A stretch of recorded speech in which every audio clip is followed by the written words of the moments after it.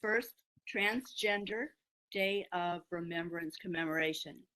For those of you who don't know, I am Rebecca Rona, Chair of the Culver City Equity and Human Relations Advisory Committee.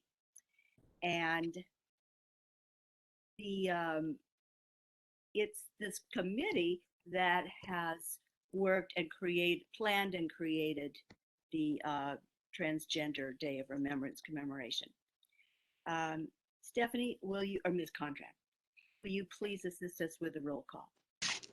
Yes, I will start with roll call. Chair Rebecca Rona.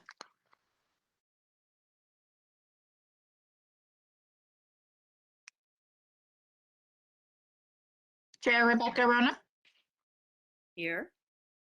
Oh, thank you. Vice Chair Carlos Valverde. Here. Thank you. Member Samia Bano. I don't see her on, but we do have five members. Okay. Member Michelle Dennis. Present. And member Anissa DiVincente. Here. Member London McBride, I don't see on here tonight. Member It's working. Elizabeth, okay. Member Elizabeth Mendez. Here. Thank you. Member Haifa Moammar, I also do not see. And member Jared Morgan, I also do not see. Just so you will know, member Moammar is out of the country. Yes, you are correct. I did know that. Thank you for the reminder. You're welcome. Committee members, our Transgender Day of Remembrance Commemoration will end with a video. I will need you to stay for a few minutes after the video concludes. Member Mendez, will you please lead us in the Pledge of Allegiance? Yes. So everyone, place your right hand over your heart. Ready, begin. I pledge allegiance to the flag of the United States of America, and to the republic for which it stands, one nation, under God, indivisible, with liberty and justice for all. Thank you. And for the record, I did see Samia Bano, member Samia Bano just joined our meeting as well. Excellent, excellent. Thank you for letting us know. Our committee is composed of 9 members, and you've heard the names of all 9. Four of the members served on the planning committee. I should say the planning subcommittee for tonight's event, and those 4 members are member Michelle Dennis, who has taken the lead in organizing this commemoration, Vice Chair Carlos Valverde, member Anissa DiVincente, and member London McBride. So thank you, all 4 of you, for your efforts. Also to our student participant, whom we will meet soon, and to the staff members who staff our committee. So those are Mr. Walter Castillo, Ms. Stephanie Condran, Ms. Lisa Vidra, and Ms. Serena Wright. So thank you, everyone. In a moment, member Michelle Dennis will lead us in our commemoration, but let me tell you a little bit about her first. Michelle's efforts were integral to the establishment of the Culver City Equity and Human Relations Advisory Committee. She came out as a transgender in 1999 and has been a transgender activist in the greater Los Angeles area since 2002. Michelle's objective is to help create pathways for transgender and gender non-binary persons to participate effectively in all aspects of society. To this end, she has spoken at universities, colleges, and public and private organizations about the transgender and gender non-binary communities and become the first transgender member of various organizations.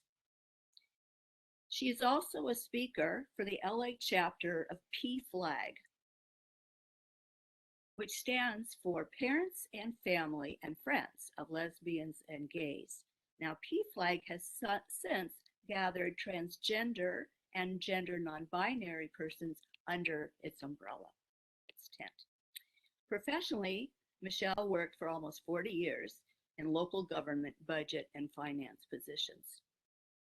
She has been teaching public budgeting and finance since 2004 for the Public Policy Department of the UCLA Luskin Graduate School of Public Affairs. Member Dennis, what would you like to tell us?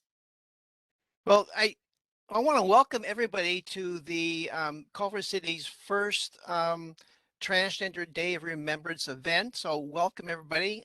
You're in the right place tonight to find out what this is all about.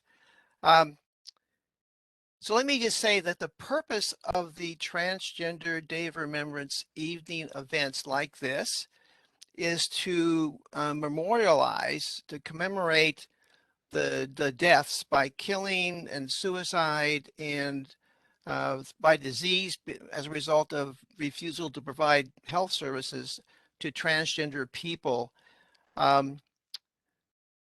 So far, updated through an hour or two ago, there have been 79 murders, deaths in the United States, and 72 and 469 worldwide that have been reported. It's really important to realize that that's the reported statistics. There's been an ongoing difficulty with the media and law enforcement and other reporting agencies who tend to use the birth name and sex of victims rather than to report them accurately as transgendered persons. So this should be considered the tip of the iceberg in terms of what's really happened in the last year. The second objective of the Transgender Day of Remembrance evening events like this is to draw attention to the continuing discrimination and violence against transgender people all over the world. Now, the Transgender Day of Remembrance event was created in 1999 to, as a result of a murder of an African-American transgendered woman in Massachusetts. And following that murder, there was a community uprising and demonstrations, and also because the media was not accurately reporting who this person was. And you should know that today, starting way before many of us woke up around the world, they're in 185 cities around the world. This event is being held, and it's for the transgender persons in those cities, their supporters and advocates and family members, for the purpose of, again, memorializing the people killed, the transgender people killed in the prior year. And it also involves over 40 countries. So let's pause for a second, and I wanted to provide some additional information about what transgender means. I'm sure everyone that's attending this this evening, and perhaps those watching this video afterwards, have heard the term transgender in the media, in newspapers, and have a general idea of what that refers to. But quite honestly, I've probably never had the opportunity to look and really see what transgender means. So simply put, a transgender person is someone whose gender identity, that is who they know themselves to be, is not consistent with their physiology.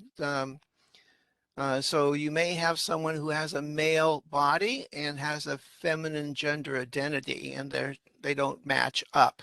Or it could be a person with a female physiology and a masculine gender identity. And the transgender people prefer to live consistent with their gender identity.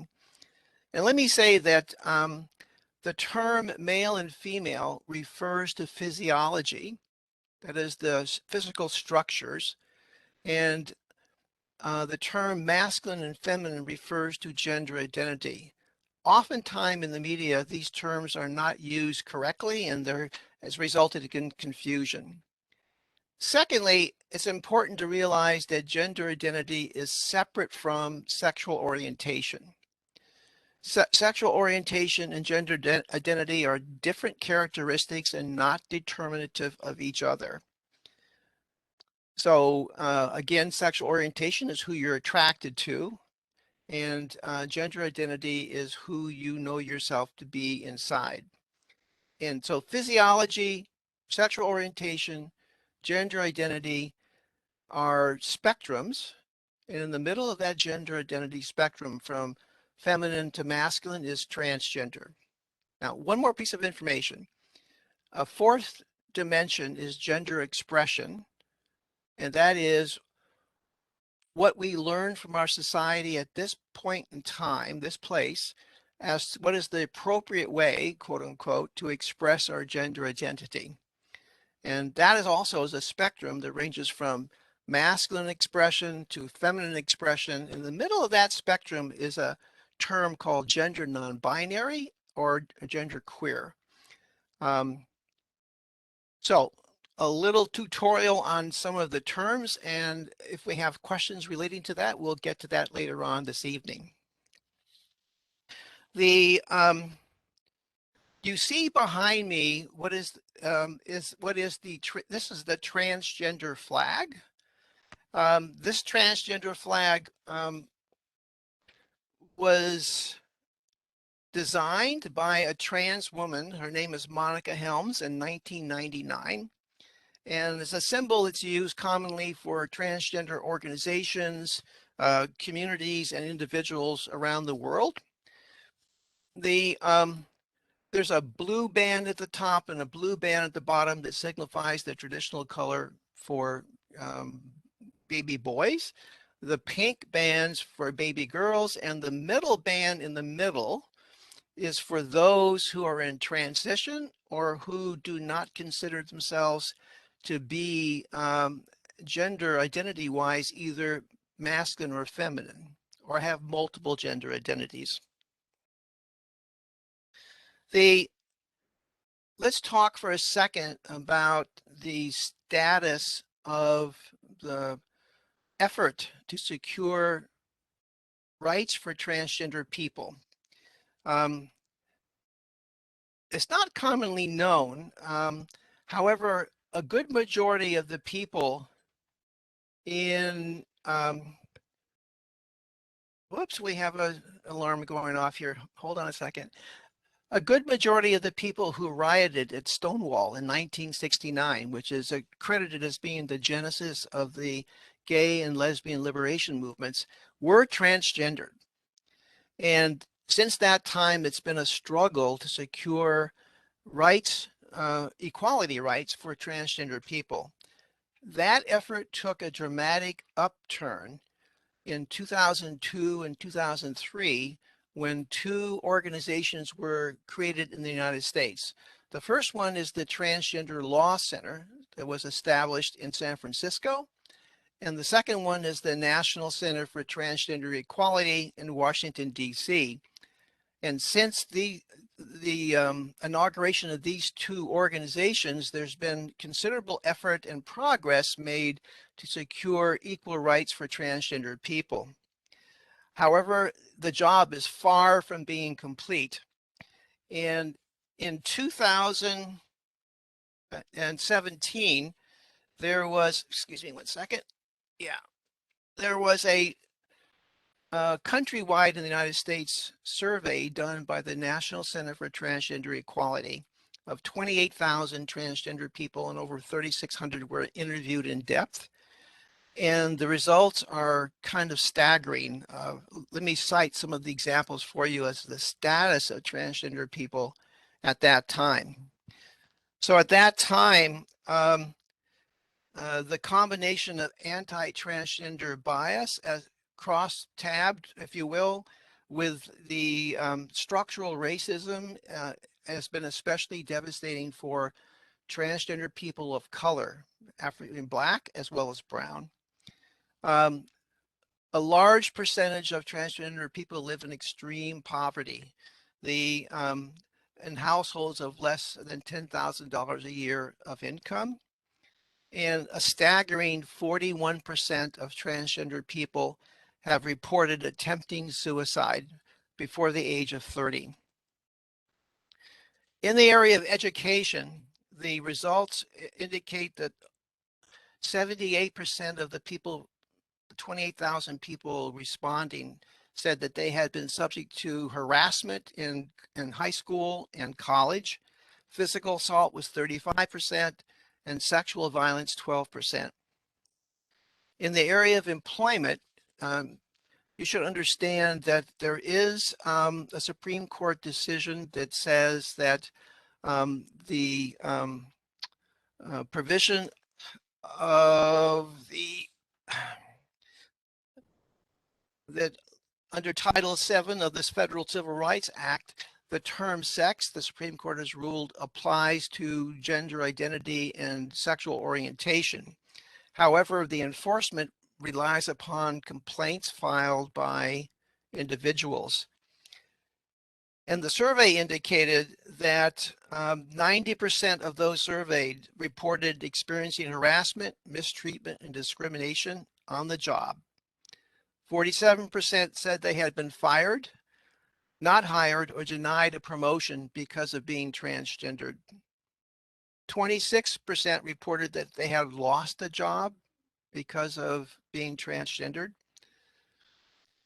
And 71% said that they had tried to avoid this discrimination by hiding their gender identity or by delaying their gender transition. In the area of housing, 19% reported having been refused a home or an apartment because of being transgendered, while 11% reported being evicted because of their gender identity.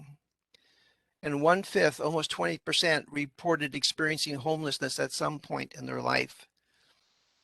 In the area of public accommodations, that is the right to be in hotels, restaurants, buses, airports, government agencies, banks, 53% of the respondents reported being verbally harassed or disrespected in a place of public accommodation.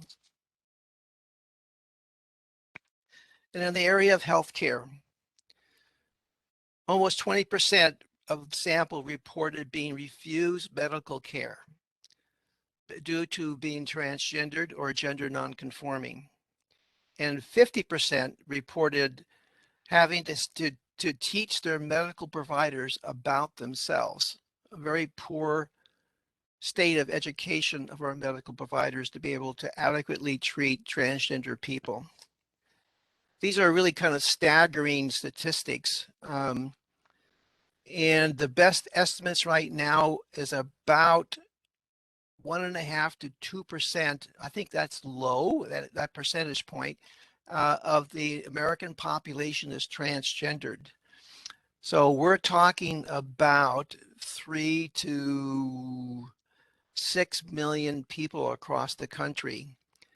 And typically that 1 to 2% factor is applied to transsexuals rather than the full spectrum of transgender people, which includes not only transsexuals, but also transvestites and cross-dressers, going both ways. Stephanie, would you please put on the screen the two maps?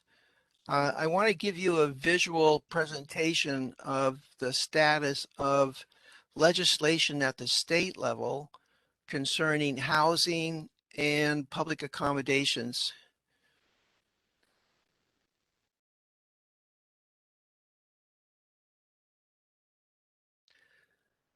Can you see it okay? Yes, we can. So don't worry about the wording. The light colored states, the lightest color states, plus the state of Wisconsin, provide no legal protection for transgender people in the area of housing. What that means is in the area of housing, an owner or a renter, the landlord can, without legal recourse, simply deny housing to transgender people because they're transgendered. And that's like 23 states. And Stephanie, would you pull up the next map, go to public accommodations? So in the light colored states plus Wisconsin, any transgender person can be legally discriminated against, harassed in any of these states, and there's no legal recourse in state law for that transgender person. And that's like 29 states in our country. So the job of defending transgender equality is by far from being done. There's a bill at the federal level called the Equality Act. It's been there for a number of years, and it would put into federal law protections for LGBTQ, that's gender nonconforming persons across the country in the areas of employment, housing, and public accommodations. And Congress has not been able to pass that law. The results are the names that we're going to be sharing with you tonight, the 72 names of persons murdered or committed suicide or died because of COVID because of lack of being granted medical care. So at this point, I want to turn this over. Stephanie, you can take down the slide. I'd like to turn this over to Dr. Valverde, who's going to introduce our student speaker from Culver City High School. Thank you, Michelle. Good evening, everyone, and it is my honor to introduce Caleb Green. Caleb's pronouns are they, them, is 17 years old and trans non-binary. Caleb serves as the president of the Tolerance Club, which is the high school's gay-straight alliance. The club has accomplished working on gender-neutral bathrooms on campus, inclusivity, awareness presentations to all staff, provide a safe space for queer people and allies to assemble and discuss issues that can be addressed on campus, and try to build a healthy community for queer students overall. On their free time, Caleb enjoys modeling and also likes to create ethereal sets of photo shoots.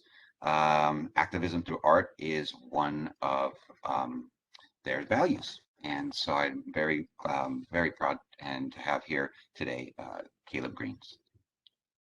Caleb? Everyone, thank you, Mr. Valverde. Also, thank you, Dennis. I very much enjoyed listening and I learned a lot of new points.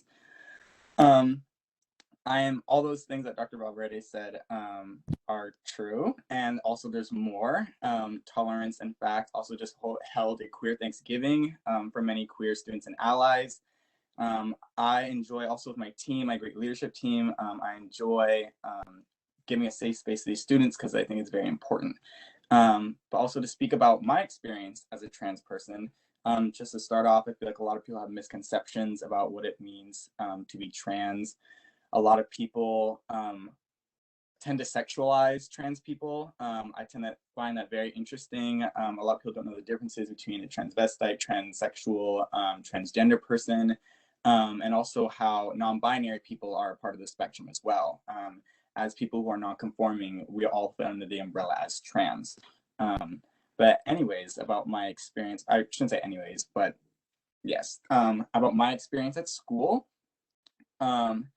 I would consider my school very diverse and very open, but there's always a crowd that isn't. I feel like that happens at every single school. I'm lucky to be fortunate to attend a school that is more positive, unlike other schools that happen to be existing in LA.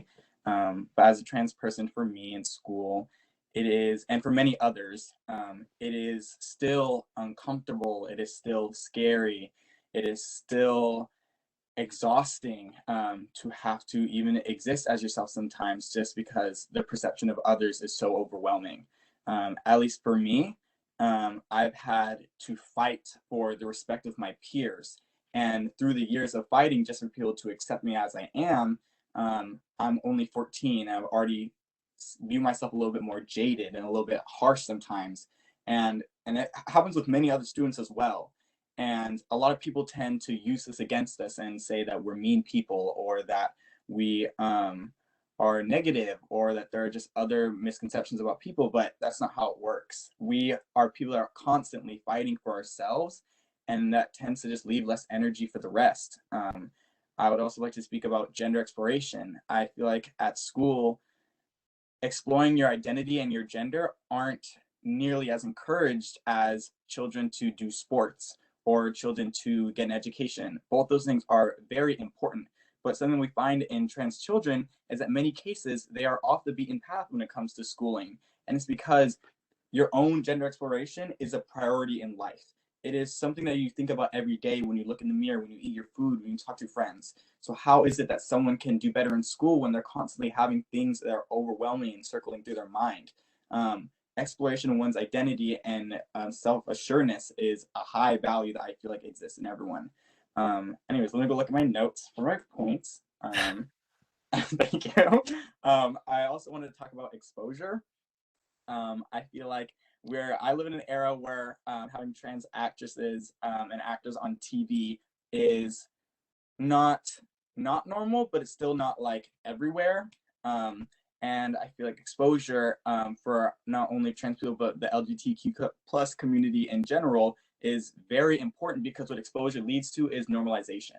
And once we reach that level of normalization where it's not foreign to see a trans person, it's not foreign to see a gay person, it's not foreign to see a queer person on TV, commercial, readings, etc., this hate will go away. Hate forms out of lack of intelligence or lack of understanding.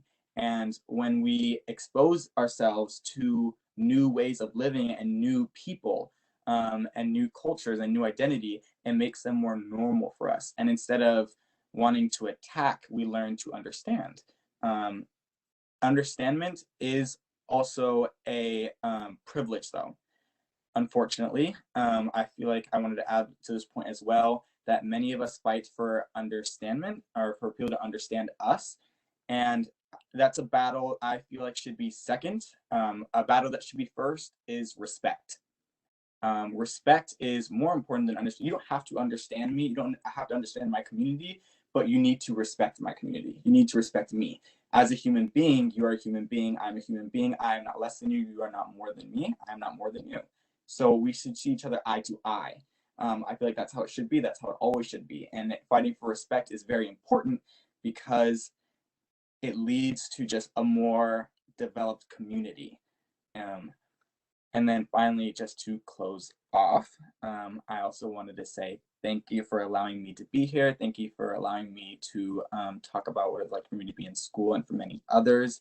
I appreciate you all allowing me to be in this space and to speak to the members and also everyone who is watching.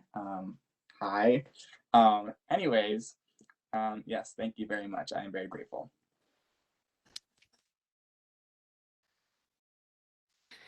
Thank you, Caleb. Well, we're going to move now, and Stephanie, would you bring up the PowerPoint slides?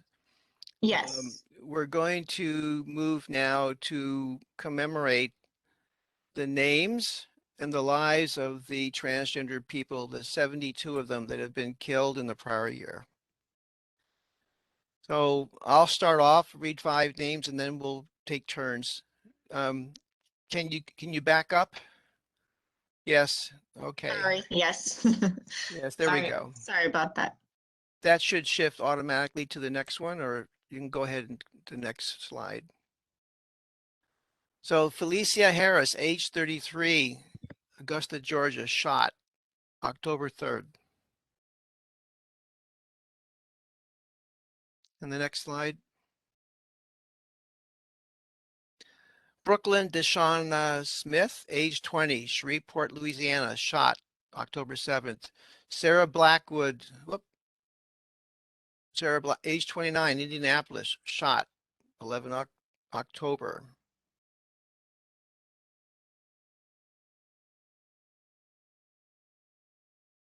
Angel Harris, Angel Unique, age 25, Whitehaven, Memphis, shot November.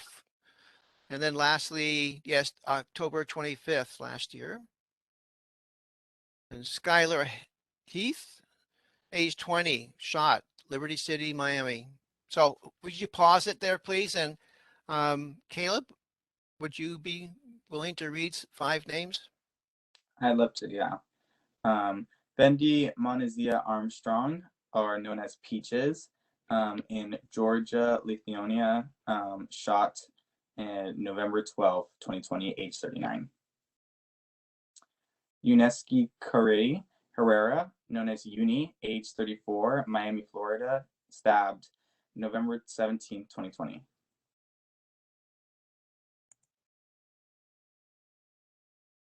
Asia Janae Foster, age 22, Houston, Texas, shot November 20th, 2020.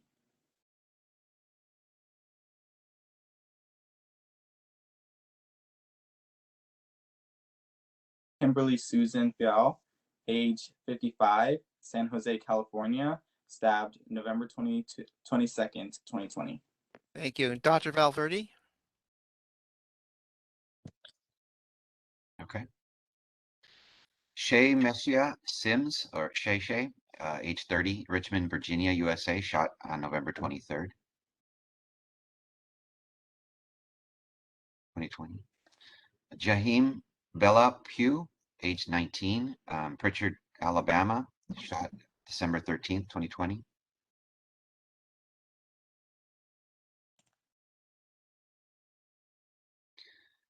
Mylea Monet Mullen, Baltimore, Maryland, suicide December 20th, 2020.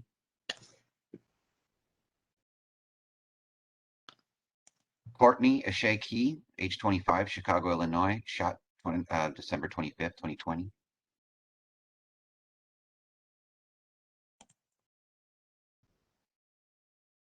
Alexandria Winchester, age 24, the Bronx, New York, USA, shot December 26th, 2020. Okay, Rebecca?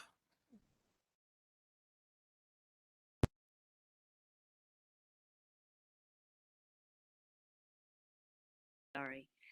Kimberly Patricia Cope, known as Kim, from Athens, Georgia. I'm not sure. Well, she passed away December 27th. The day, yes, she passed away December 27th, 2020.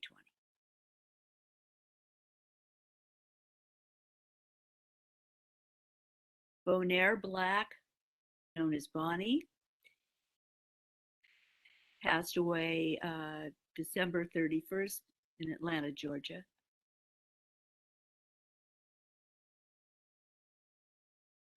Tiana Devarea Alexander, from Chicago, Illinois, shot January 6th, 2021.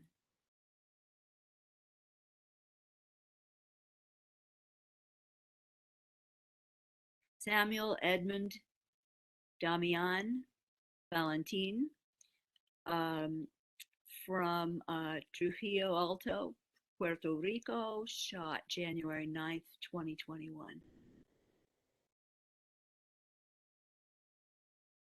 Vanessa?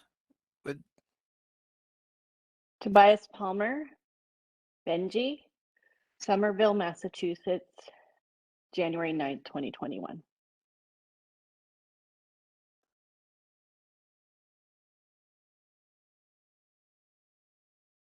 Natasha Kiana, age 37, Detroit, Michigan, 12th of January, 2021.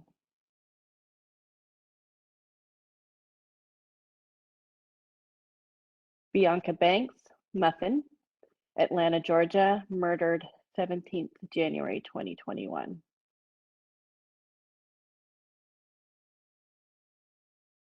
Dominique Jackson, age 30, Jackson, Mississippi, shot 25th of January, 2021.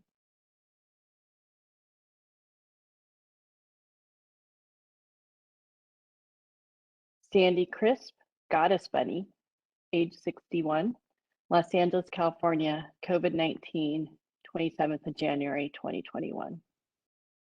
Samya,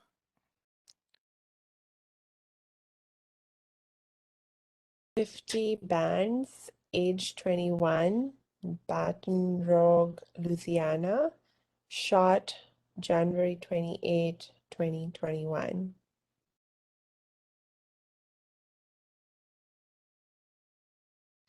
Alexis Braxton, Kimmy Aiken Braxton, age 45, Miami, Florida, murdered 4th Feb 2021.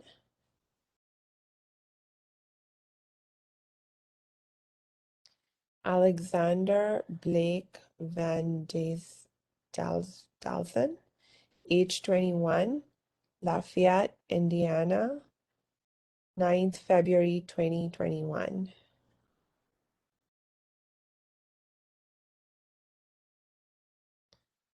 Shayna Carrillo, age 24, New Wilmington, Pennsylvania, beaten and stabbed February 18, 2021.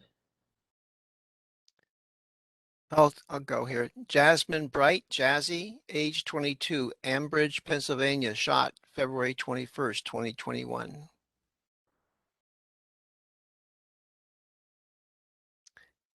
Jeffrey Bright, JJ, age 16, Ambridge, Pennsylvania, shot February 21. Jenna Franks, age 34, Jacksonville, North Carolina, murdered February 24th, 2021. Kimberly Wirtz, Tova, Baltimore, Maryland, died in custody February 26, 2021.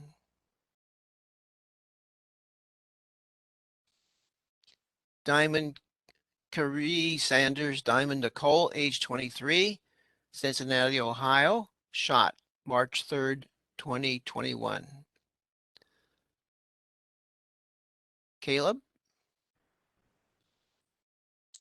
Rihanna Pardo, age 26, Los Angeles, California, run over 17th of March 2021.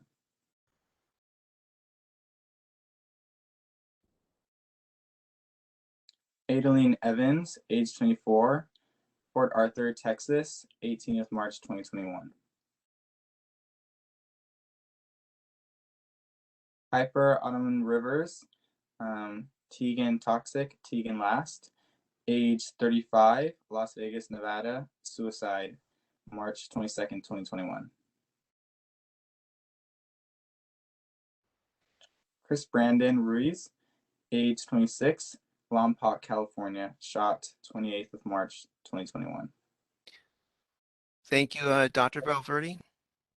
Kim Ramirez, age 20 through 25, New York, March 28th, 2021. Jada Peterson, age 24, Charlotte, North Carolina, shot on April 4th, 2021.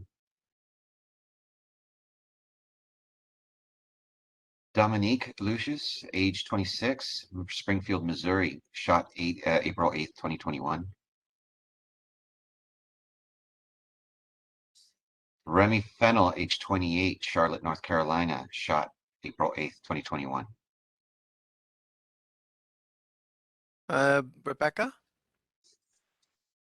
Kiara Banks, age 24, Chicago, Illinois, shot April 15th, 2021.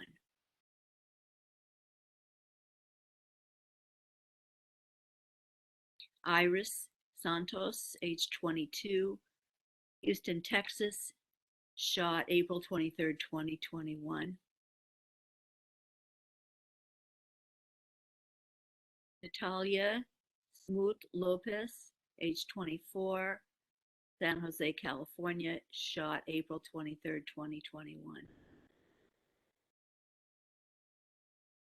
Tiffany Thomas, age 38, Dallas, Texas, shot April 24th, 2021. Samya? Gary Washington Bobo, age 49, Clearwater, Florida, murdered 1st May 2021. Jahaira de Alto Balenciaga, age 42, Boston, Massachusetts, stabbed 2nd May 2021.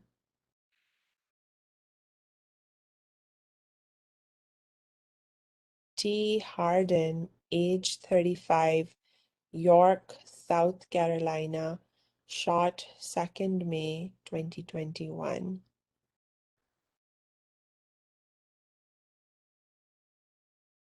Whispering Wind Bear Spirit, age 41, York, Pennsylvania, shot 3rd May 2021. I'll go.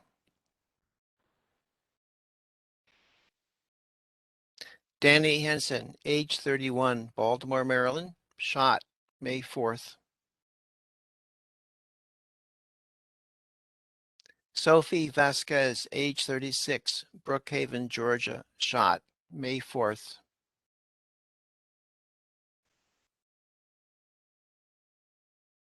Danielle Brochy, Danny, Mistress Velvet, age 33, Chicago, Illinois, suicide, May 8th.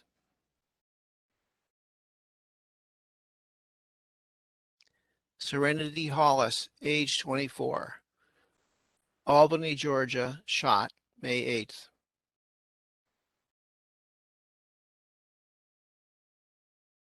Nona Moselle Connor, age 32, Washington, D.C., May 13th.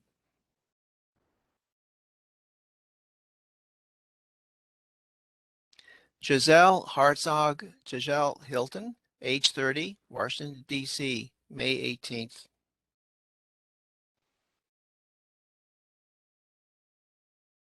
Caleb?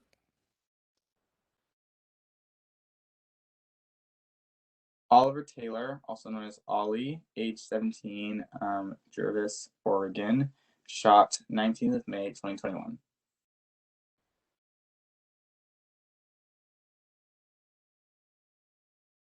Haven A. Bailey, age 27. Sorry, my screen is a little mixed, so I can't read where it's from. But yeah, the bottom part is not loading for me. There we go, Via Park, Illinois. Poe Black, also known as Oliver Jackson or Legion, or also Tommy, age 21, Slab City, California, stabbed 26th of May 2021.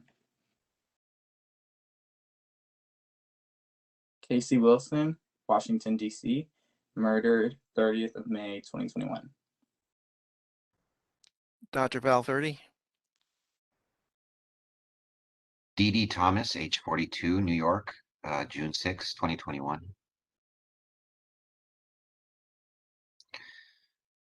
Tierra Marie Lewis, age 36, Cleveland, Ohio, shot June 12, 2021. Nova Rue Watson, E.J. Boykin, age 23, Lynchburg, Virginia, shot June 14, 2021.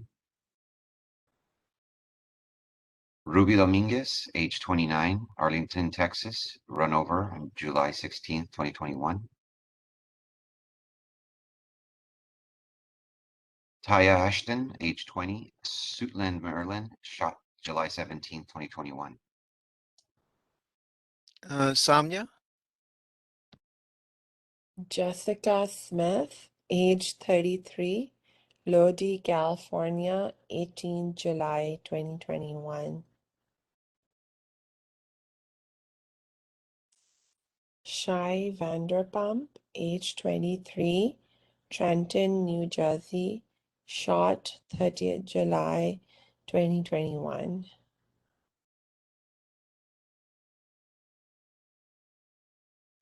Coco Chanel Wortham, age 44, Dallas, Texas, shot 7th August 2021. Pooh Johnson, Dietinizer Moa, age 25, Shreveport, Louisiana, shot 23rd August 2021. Claire Montserrat Jackson, age 45, Troy, Ohio, COVID-19, August 27, 2021. I'll go. Zoelle Rose Martinez, Zoe, age 20, Seattle, Washington, murdered September 1st. Desai Monet Smith, age 23, Dalton, Illinois, shot September 6th.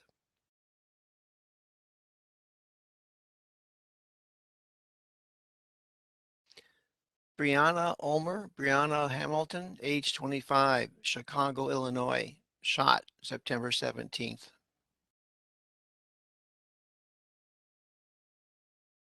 Kier Lapierre Cartier, age 21, Arlington, Texas, shot September 30th.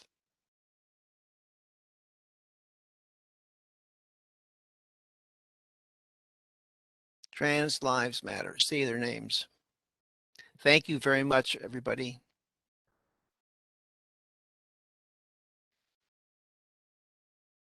So we're going to pause here and invite the attendees or anyone else that have questions or wish to make a comment.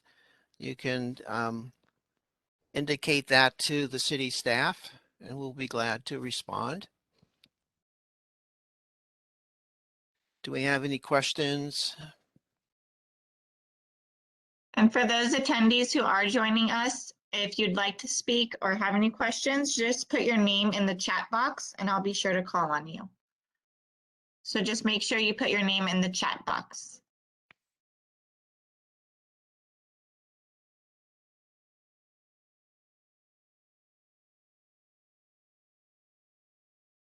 Member Dennis? Yes? If those of us on the committee have questions, and Ms. Conran also, how would you like to be told? Do you want our names in the chat box also, or do you want to handle it differently?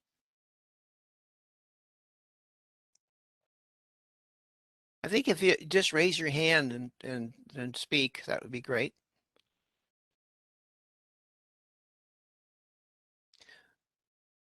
Well, it looks like there's no comments, no questions. Sorry, Member Dennis, give me 1 second. Oh, okay. We do have Dr. Suzanne Beneditus, who wrote in the chat box, so I will unmute her.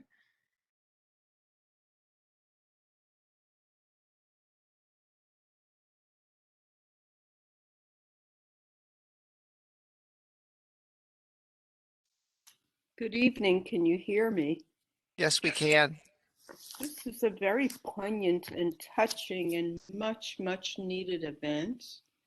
I'm a retired psychotherapist, and the heartache that I feel as I look at these beautiful human beings and the hatred that had to be happening in the perpetrator. We really have a lot of work to do just by being and doing what you all are doing. And so I want to acknowledge you for that. Also, over the years, way, way, way back, I always felt like a tomboy. And I know my dad really wished I were his son. And I never felt I quite fit in. And then later as an adult, I heard the word androgynous. And I said, that's who I am. And I think today the word probably would be non-binary, because I am comfortable in my body, but I can easily go into what I call the masculine energy or the feminine energy to be present or do or whatever is needed. So I don't think I'm the only one. I spent 12 years in a convent, which I am very grateful for as a sister, a teaching sister. And I just wonder if many of those really good, powerful women may be non-binary also. and so many human beings who maybe don't even recognize. So again, thank you for this evening, and please keep on keeping on. Thank you. And Thank by you the for way, your, Caleb, I think you are absolutely gorgeous. And I think you may be the youngest one on this call at 14. And I'm at this meeting as this celebration of lives that were taken needlessly. And I might be the oldest one here tonight. I'm 80. So again, thank you for giving me the freedom to express who I am. thank you, Doctor. Let me just say a word about gender non-binary. Human beings, I'm going to say, are incredibly diverse. And for a long time in our society, it's been that push to sort ourselves into two nice, neat little piles. And human beings are much more diverse than that. Gender non-binary people generally reject society's definitions or ways of legitimate ways defined by agreement in society of the way to express one's gender identity. They reject that. And they very well may have, when they look themselves, they would say, I really don't have a gender identity, or they may have multiple gender identities. If you go online and Google gender identity, you'll find several lists, and there's over 70 recognized gender identities in the world now. And just two pieces of information. The Williams Institute at UCLA, which is associated with the law school at UCLA, they do research on LGBT legal issues, did a survey a few years back with the UCLA Health Center of about 900,000 high school and young college students in California. And their data showed that 27% of those young people consider themselves gender non-binary. They refuse to declare one masculine or feminine. And there's been another survey done through a suicide hotline, and they came up with 26% in that 18 to 25 age range. So my personal view is that we're at a stage of development where the diversity, the gender identity diversity of human beings is now, we have a space and freedom to begin to declare who we really are. And if you stop to consider the human beings that are what we call intersex, they have the genitalia or external or internal organs of both, or they may have genetic variations of the standard XXXY, or they may have one type of body and a hormone level associated with the opposite.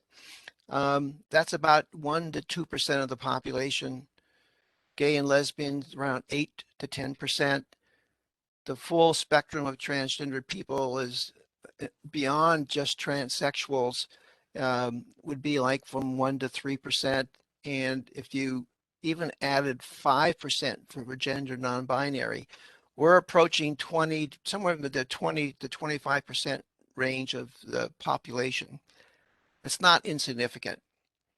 And lastly, I'm just going to say one of the gifts that transgender and gender non-binary people bring to society is the opportunity for gender freedom for everybody, gender expression freedom for everybody.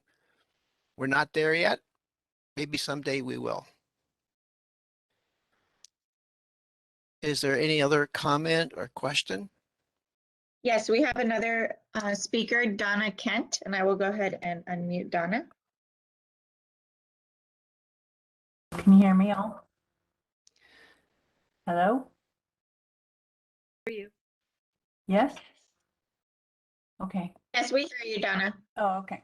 Well, thank you so much for this. It's unbelievably important.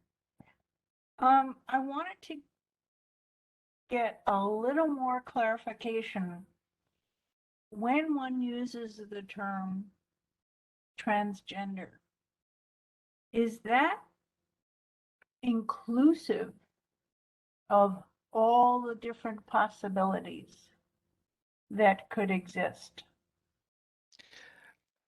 I know you listed off, Michelle, quite a few in the beginning. Yes. So let me go back and so transgender is a categorical term. Right.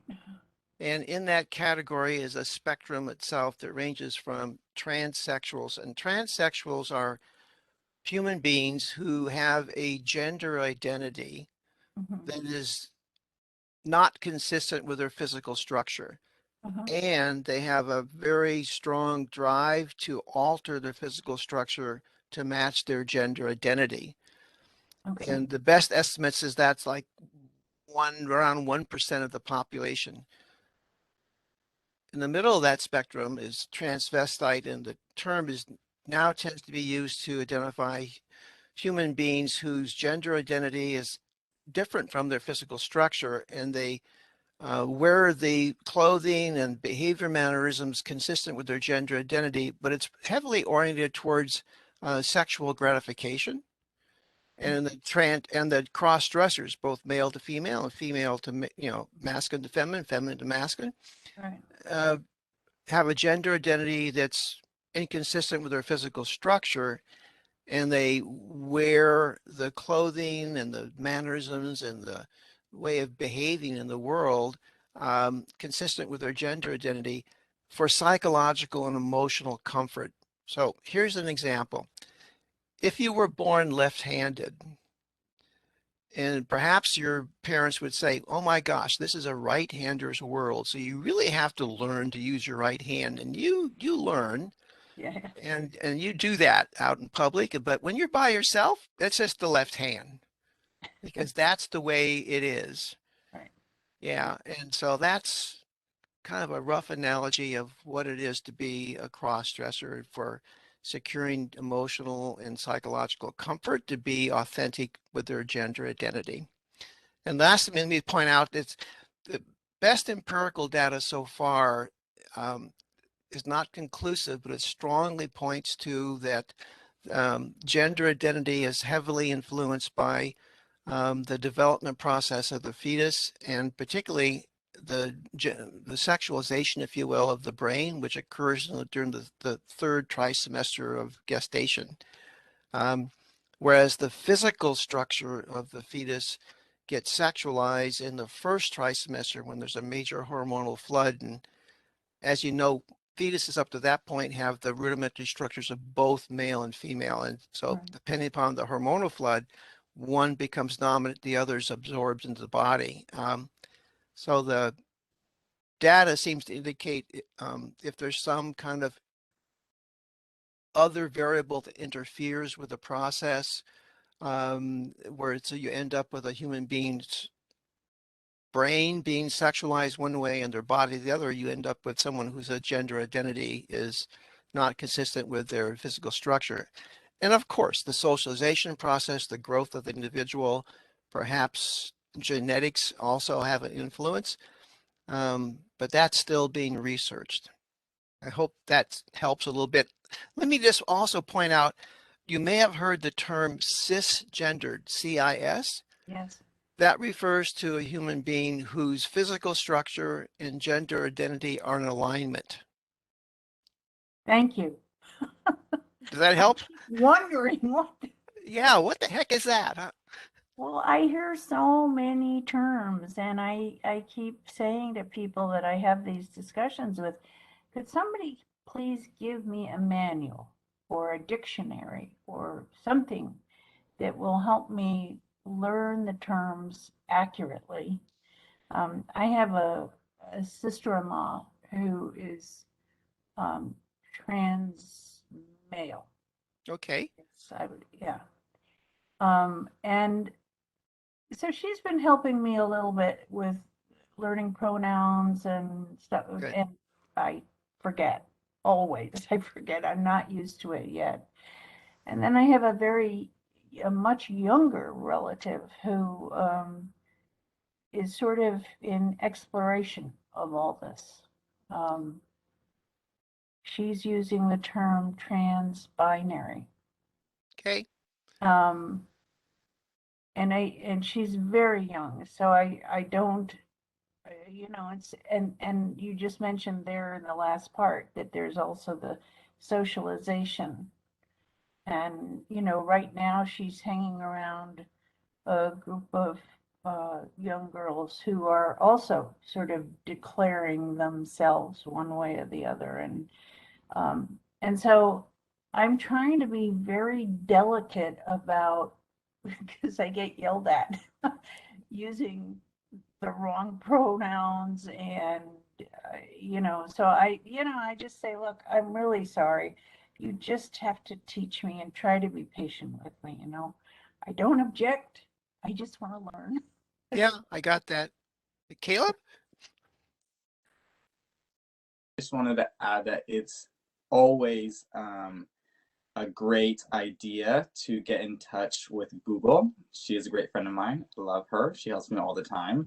The internet and the right sources on the internet always have good information that could keep you up to date. And also, I do not condone yelling. It's okay to make mistakes. I deal with many people who make mistakes all the time. And I think it depends on your relationship with that person. If that person is a stranger, I think it's okay to brush it off. If that person is someone who you've actively told many, many times, it's okay to be more assertive, in my opinion. But I think what you said, be patient and be understanding, in my opinion, is the most important, because for those who are actively trying, they are going out of their way to not only respect you, but get to know you. And that is something that is very beautiful and important. So I feel like patience is very important as well. And I'm glad that you are saying, please give me patience, please, because you're trying. And I just want to acknowledge that you are trying, and that is great. And I am happy to hear that. Thank you. Let me play with your mind a little bit here, one more step.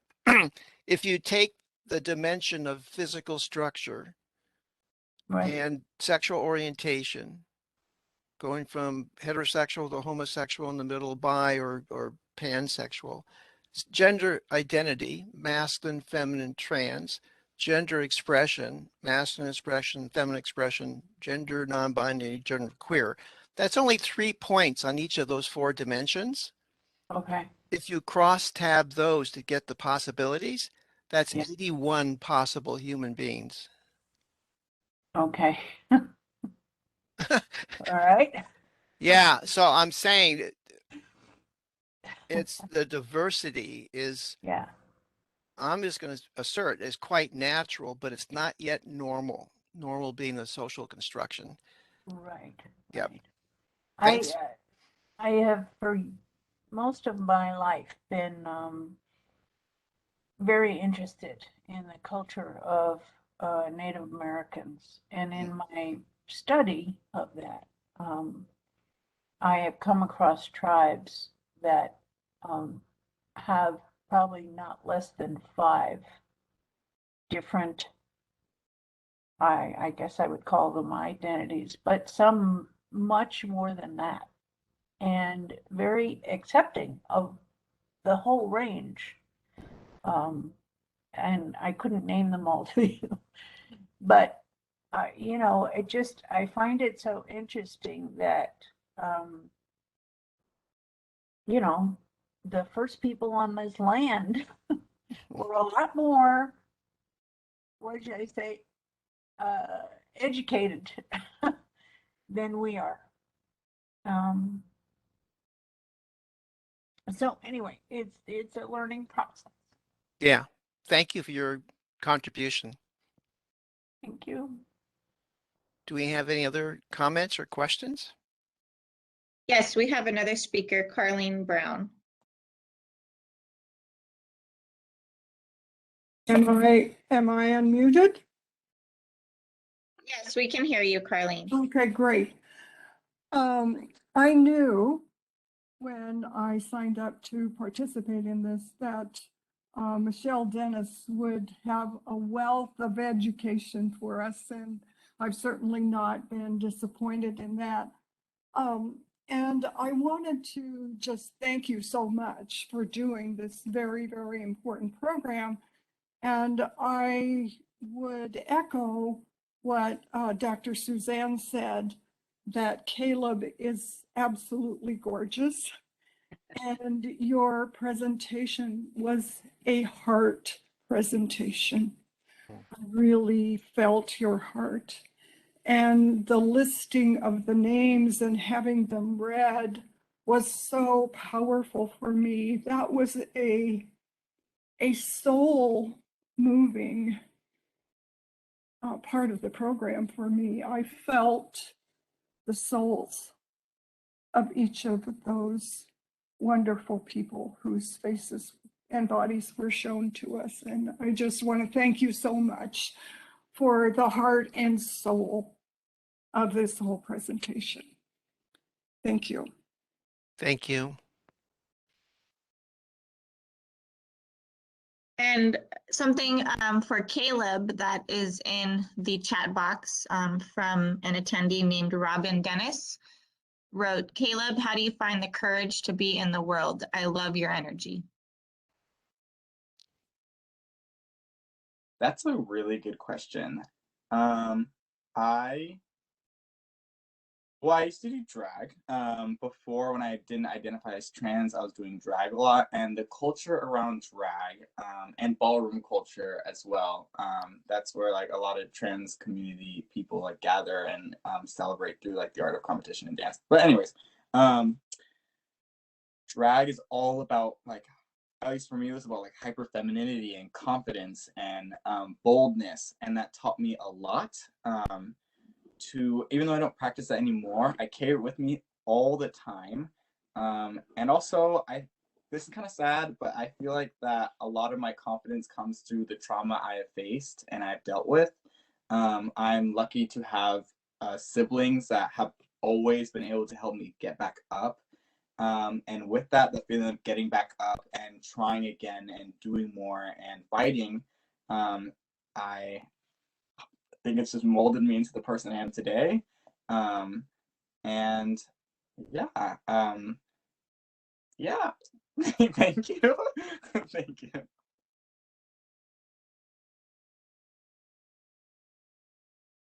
And that's it from the speakers, from the attendees.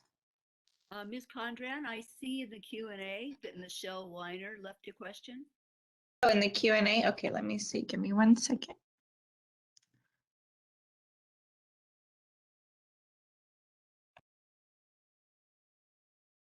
I can read it if you don't see it. Yes, you go ahead. I'm not seeing the Q&A.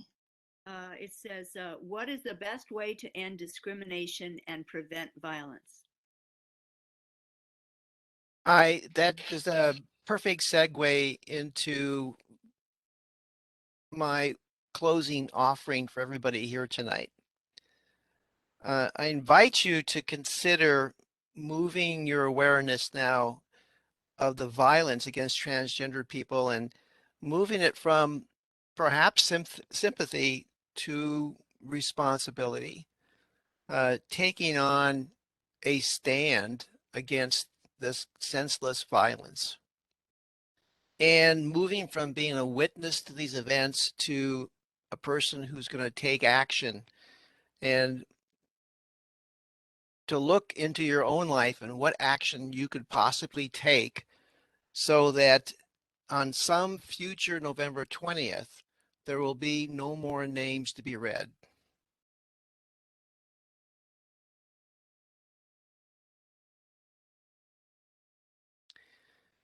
So let's play, before we play the some music that was created by the students at Culver City High School, just want to point out an obvious characteristic of the lives that got lost. Overwhelmingly, these are people of color. And so when you have the intersection of being a person of color and dealing with the discrimination at from that direction, and also being transgendered, it's extraordinarily difficult. And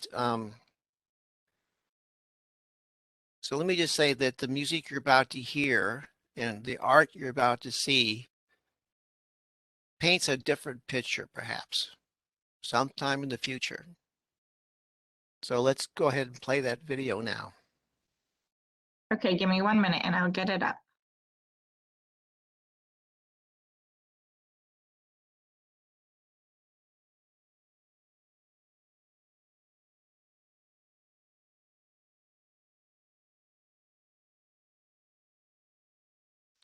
Well, that's the, okay, here we go.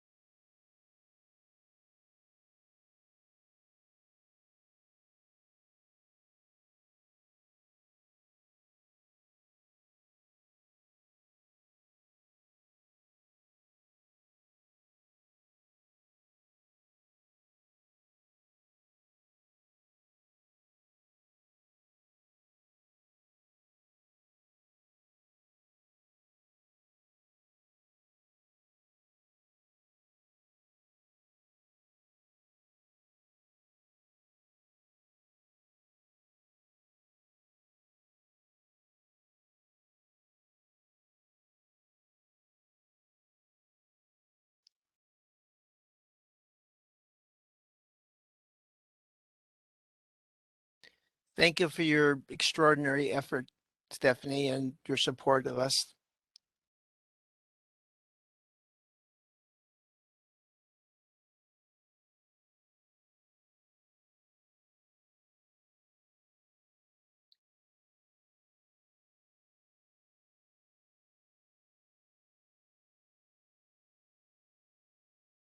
While Stephanie is working to whatever magic it is to get the video, hi, it's definitely magic. Caleb, I wondered about something. Do you have a strong group of friends? I know you have a club. I guess it's a club. Either within that club or beyond that club, a strong group of friends with whom you talk and who give you support and encouragement. So I love to talk. I love to chit chat with a lot of people. But in reality, the people who are closest to me, I have like a couple. They are my unit and my world and my life. They have helped me grow so much into the person that I am today. I feel like I want to remind my best friends, Abby and Dane, and my mentor who's watching right now. Thank you, Dr. Tano. That like I would not be here. Like these rocks in my life, I would not be here if it weren't for them. Like there's so many times and moments where I'm in need and I am just broken, like genuinely into pieces. And my friends just help me be there and get myself back together.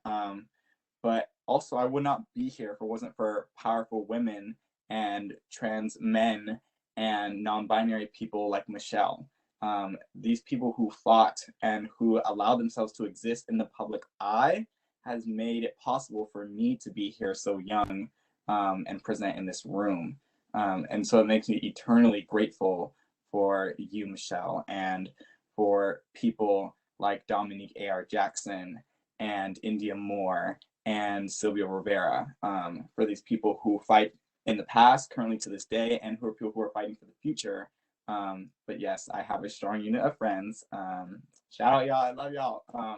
I love them so much, and I think about them all the time. Maybe a little too much. I love them a little too much. But anyways, yeah. Thank you.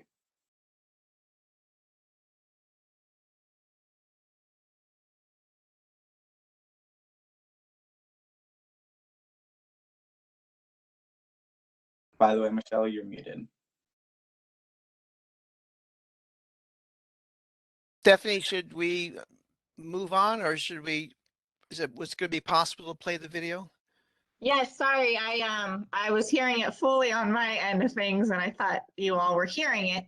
Give me a minute. I will try to reshare it. Okay, great. And I'm sorry about that. I didn't realize. No it wasn't- problem.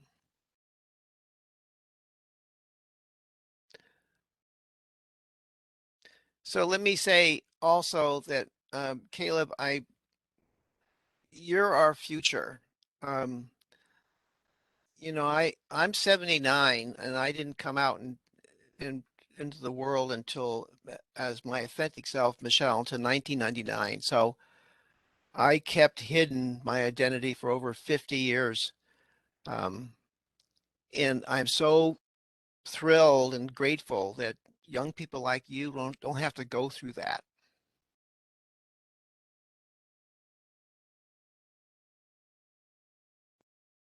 Add about like the trans community at my school.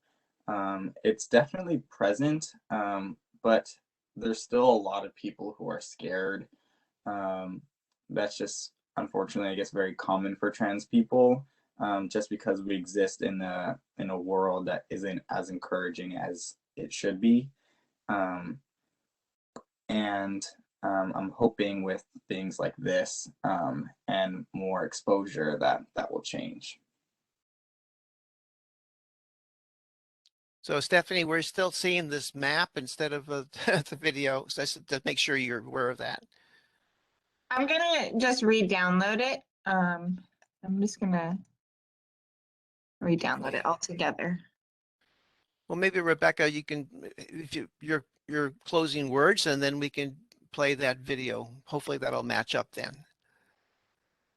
Well, my closing words have to do with the committee meeting. You know, I don't think they're necessarily all that encouraging. What I will say, until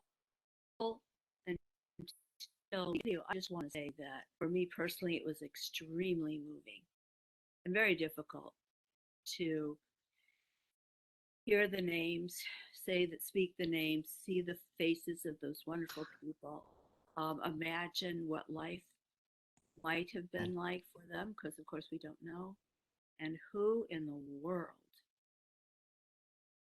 shot or some other way murdered those people. What in the world is going on inside those heads? And was it anger and hatred directed at them solely because of their identity, or was there something else going on? Well, there's a lot of mystery.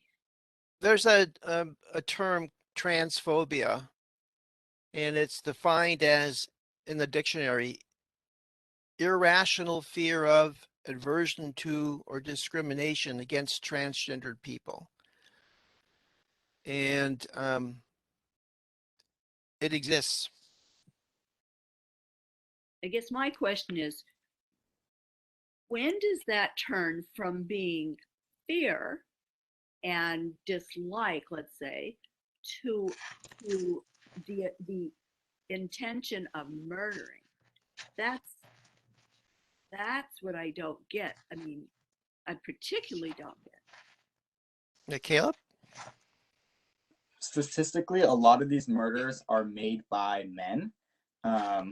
And what this is, it's insecurity. These men are grown up with these over toxic masculine mindsets where when they see something that doesn't fit the mold in their like man world, it has them lashing out, physically lashing out and acting out. It's weak men. This is what happens. Like when insecure, weak men in society feel threatened or feel shaken or feel fear, these feelings aren't taught.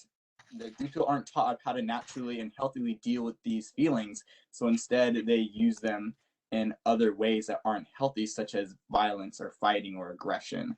And it's really, really sad because not only is it their fault, but it's also society's fault for perpetuating these stigmas and these feelings in men. Yeah. Okay, we're downloading getting to the video. Here we are.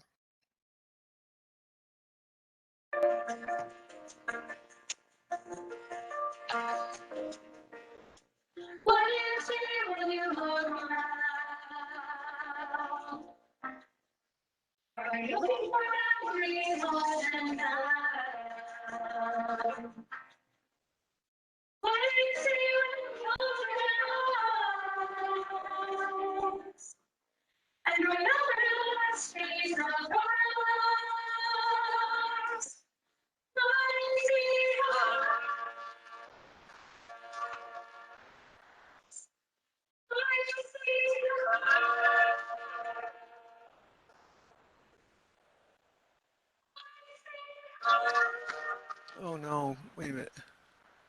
What did I just do?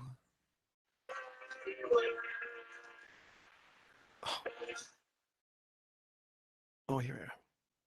Taking the pictures of my mom. So there's never a moment left behind.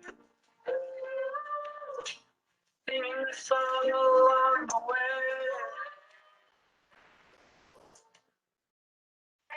Most of every day.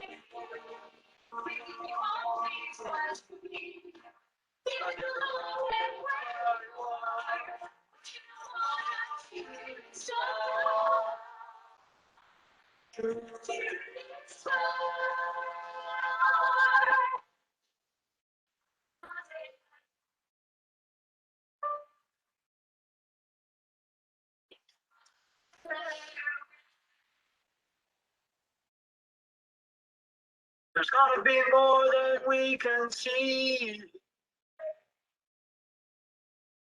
It's gonna be up to you and me.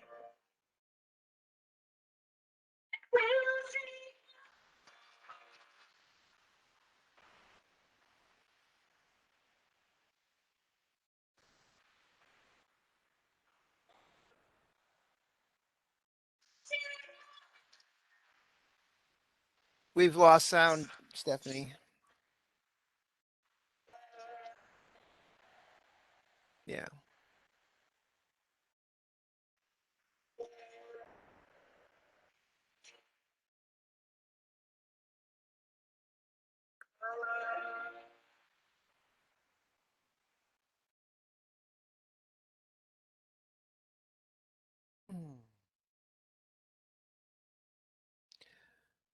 Well, everybody, we weren't successful in having that video sound come through. My recommendation is go to YouTube and put in I See Colors, and you'll hear the original song, and you can hear the words, and then you'll get the message. And thank you, everybody. I want to thank the Equity and Human Relations Advisory Committee for scheduling this event, and I'm really thankful and say thank you to the city of Culver City for creating the committee and also hosting this event. And thank you, staff. And thank you so much, Member Dennis. All your hard work, all the thoughtfulness and thought you put into it, very much. I'm sure everyone tonight appreciates it. Thank you. And thank you again. So thank you to all the subcommittee members, Member Dennis, Vice Chair Valverde, Member DiVincente, Member Morgan, and also to our staff members, Mr. Castillo, Stephanie Condran, Lisa Vidra, and Serena Wright. And of course, to our speaker, Caleb, thank you. And thank you so much for sharing so beautifully and openly. And you know, our hearts are with you and we wish you all the very best. And we hope to see you many more times. And we hope you'll come to every one of our meetings, right? All of our committee meetings. Thank you again. Thank you. Okay, members, I'm just going to say a few words to you because we have some reminders I need to go over. Well, guess what? We have our Civil Discourse workshop that is coming up Saturday, December 4th, and we need everyone's help. That's 9 of us, everyone's help to get the word out, whether we are liaisons, whether we are using social media, talking to our neighbors, passing out flyers. And I'm sure we can learn from Ms. Condran how to get flyers. There is a beautiful, just as we know this commemoration flyer is gorgeous. Well, the Civil Discourse workshop flyer, which I was just able to see a few days ago, it is really lovely. So yes, please do whatever you can to get the word out about the Civil Discourse workshop, as well as our award. Then, of course, December 4th, make sure you attend. Obviously, let's not forget that day. Number 3, a number of you a number of us will be reporting on one matter or another. There will be lots of agenda items at our January 25th committee meeting, many different items. So please make sure that whoever's in charge of the various reports, because reports will need to be written, of course, please make sure that you get those into staff no later than Friday, January 14th. The very next Monday will be Martin Luther King Day. I imagine that City Hall will be closed, and then we move into our week. So please make sure to get your report in by Friday, January 14th. 2 more reminders at least. Have a very happy Thanksgiving. It's coming up soon, everybody. We do have lots to be thankful for, I'm sure. And for those who celebrate Hanukkah and Christmas, happy holidays. And there may be other things being celebrated, I'm not sure. And then, Member Dennis, I believe that you wanted to make a motion to adjourn. Yeah, yes, I do. I so move that we adjourn. In the memory? Oh, in the memory, thank you very much. I move that the Equity and Human Relations Advisory Committee adjourn this special meeting in the memory of all the names that we shared tonight. I will second that.